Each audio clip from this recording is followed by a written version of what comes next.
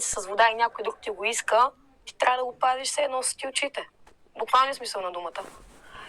Там, когато има дарения, ние с децата се избиваме да ни осиноват, но ако тя, примерно, си беше дала подписа на момента още с първото дело, може би щехме да бъдем осиновени за от 3 до 6 месеца. Спомниш ли си първи момент, в който видя тези... Те ги наричаш твои родители? Да, те са ми родители на мен. Кога ги видя и как се случиха нещата, за да се стигне там до административните процедури? Значи до административните процедури се стига след като те си изберат дете. Те съответно те са избрали като цяло сестра ми, обаче нали, тогава са им казали, че няма как само едното да се вземе, не могат да се разделят всички деца и че трябва да бъдем взети двете. Впоследствие те се съгласяват да отглеждат 2 деца. Преди докато подават документи за осиновяване, те имат срещи с нас. В тези срещи те трябва да се опознаят с нас и ние да ги приемаме като някакви представители. В смисъл да са някакви представители наши, не знам. Вземаха ни, примерно, всяка неделя за по 2-3 часа, водиха ни в пътиланци, в паркове, обръщаха ни внимание, опитваха се да създадат емоционална връзка с нас, просто да имаме някаква връзка, комуникация. И как се чувстваше тогава? Беше ли ядосана покрай всичките неща, които се случват в дома към хората и дори към тях, че може да ти случи нещо лошо, или пък точно обратното? Радваше се, че някой ти обръща внимание и вече си по-специално дете? Кое от двете имаше? Много е хубаво. И двете имаше като цяло, защото не знаеш къде попадаш. Аз винаги съм подхождала с недоверие към хората, включително и към моите родители. Но пък има и друга страна. Когато някой те избере, ти се чувстваш специален. Защото едва ли не ти си получил джакпота. Ти си оцелил джакпота, буквално. Ти си го спечелил.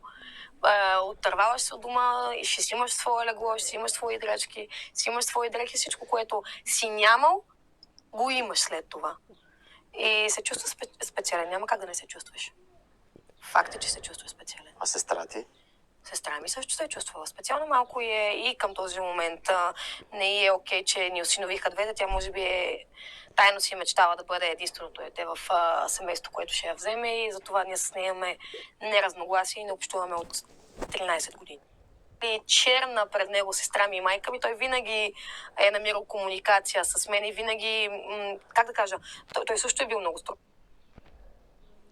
И веднага аз автоматично ставам виновна за това. Аз съм взела парите, аз съм ги изхарчила. Даже... Абсолютно никакъв спомен. Даже и малко след това нямам, защото... В Дружба? Да. В Дружбай? Дружбай, точно така. Живееш в Дружба на 4-ти етаж. Какво се случва там? Как се развива живот ти? Къде попадне за историите ти? Неща за нас, обаче не е имал достъп до нас, защото тя му е изкарала ограничителна заповед. Понеже той е... И така се случваха нещата. Там като цяло аз тогава бях много наивна. Много бях... Улиите... Да? Да, по тях слизах, по това, ако има решет. Употребяват наркотици и така за забавление. Как се разбираш твоите родители? Попадам при семейство, което е, как да кажа, те са доста възрастни хора и са с стари обичаи, традиции и изобщо мислене. Те са изградили авторитет като цяло и много опитваха се да създадат емоционална връзка с нас, просто да имам нормални неща, които аз съм присъствала там и съм потърпевша от тези неща и за мен това е нормално. Въобще това не е нормално нещо в дом за деца. Не е нормално наистина за хора, които не са били там, но за тези, които сме били там, то е нещо. Ти си дете на 5-6 години.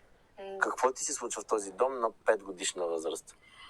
Какво означава, че сте наказвани, че сте бити? Според леечката ти си направил нещо, което на нея не й харесва и биваш бит от нея заради това, биваш наказан и малтретиран.